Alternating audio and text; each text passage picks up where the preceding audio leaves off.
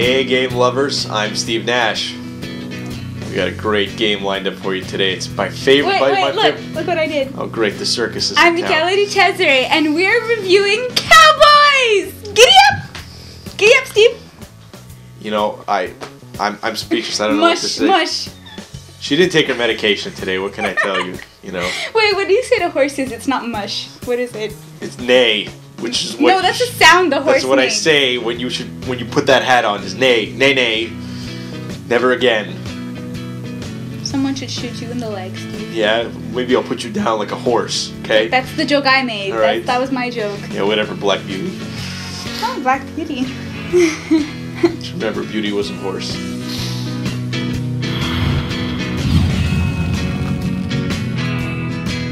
This is one of the few cowboy games out there, and if you're a huge fan of Cowboys and all its legendary stories, you might want to pick this one up. The ways of winning the game changes according to the scenario you choose. The rulebook is well organized and comes with some good examples of character movement and line of sight. You also get a black and white scenario booklet. This is the booklet where you will choose your scenario from. The game comes with a shooting chart that is used to check if you hit or miss according to the type of gun you're using and how many squares away you are from the target. There are also cowboy sheets to track health and ammo. Each cowboy has its own sheet, but all sheets are identical. You get lots of tokens to represent different things like horses, cows, types of guns, town folk, a chariot, and modifiers. The game tiles that make up the board are double-sided and are pretty detailed. You will only play with the tiles that are needed in the scenario you will choose. You also get a cool deck of cards that have a special ability and actions on them. To set up the game, everyone first agrees on a scenario in the booklet.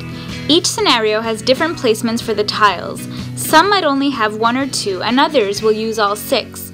Most scenarios have 2 sides, so if you're playing more than 2 players, you have to make 2 teams. The booklet tells you what each side gets and where to place everything on the board. I like the real cowboy names are used in the scenarios. Once both teams have their cowboys, guns, cards, and everything is placed on the board according to the scenario, the game can begin. A cowboy can only do one of 2 things during his turn. He can do a movement action or a shooting action. If the player decides to move a cowboy, that cowboy has 4 movement points. Each movement costs 1 point. Mounting a horse and going through windows costs 2 movement points, and equipping and reloading also costs points. If you're on a horse, it adds an additional 4 movement points, but you get penalties when shooting from a horse. If the player decided to do a shooting action, then he gets to shoot up to 2 times at anything in his line of sight.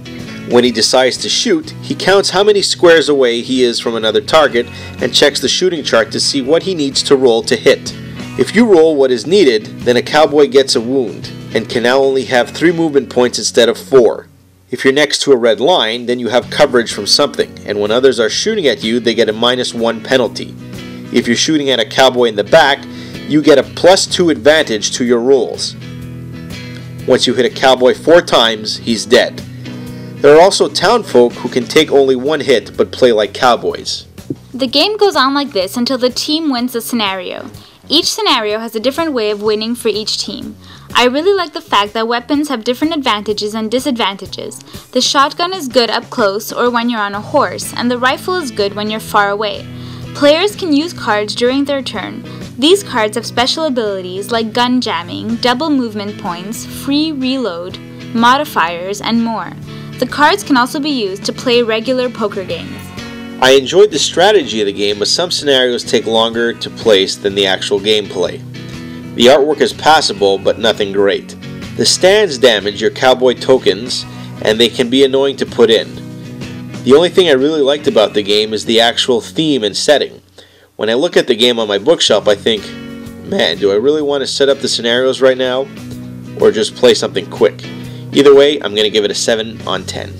I agree, the setting up of the scenarios is really annoying, but on the last page there is a scenario that's pretty quick to set up and good for a Royal Rumble for up to 10 cowboys. That's my personal favorite. The production quality is okay, regular cardboard cutouts, but again, I think it's a game for hardcore Western style fans only. I'm gonna give it a 6.5 on 10.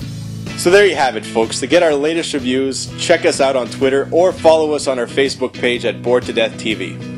Yeah, and you can also send us emails to let us know what games you want to see reviewed on the show. Thanks again for watching, and happy gaming.